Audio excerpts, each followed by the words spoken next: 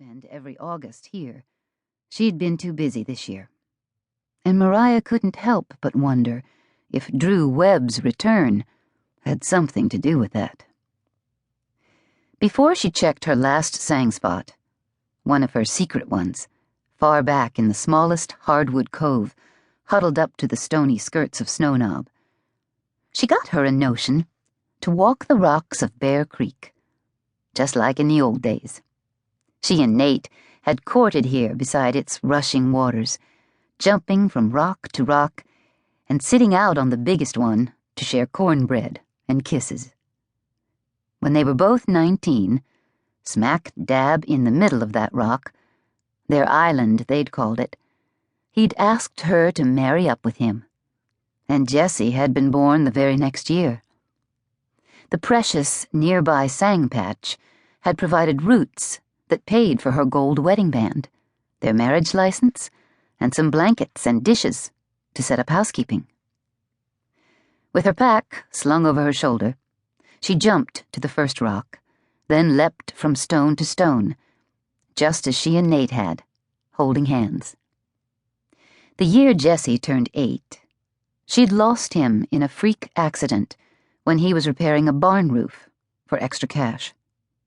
Though she was still young and could have used someone to support them, she'd never wanted to wed again. A one-woman man, that was her. And sometimes here, like right now, she felt her curly-haired and sky-blue-eyed Nate was still with her, laughing, leaping. No way this place made her sad. Finally, reluctantly, much farther down the creek, she stepped back on firm ground again. In the spring, or after a rain, the creek rose high and covered some of these stones as if they weren't here at all, like folks you'd loved and lost, but you knew were still there, just below the surface of your rushing thoughts. From the slant of the sun, Mariah reckoned it was after 7. Evening shadows stretched long and dark, especially here at the foot of Snow Knob. Hurrying now, she set off again. She was fixin' to get this last sight counted before she went home. The familiar forest trail snaked through the fern-carpeted floor ever deeper into the basswood and walnut trees, the kinds Sang liked for company. A ragged canopy overhead that threw mottled shade and sun, that was Sang country. Already she could hear Bear Falls, which fed the creek, crashing down its limestone stairs. She'd once joshed Seth Bearclaws, the only full-blooded Cherokee round here, by asking if the falls were named after him. But Seth didn't have a sense of humor, especially about someone counting or digging Sang in the old sacred places of his people.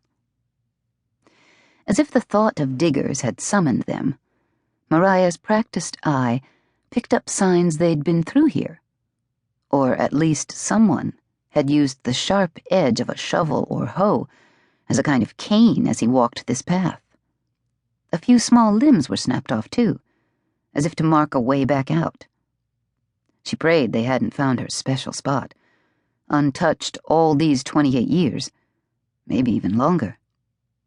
Folks not only poached Sang off-season, but outright stole, and even killed, to get or protect the root.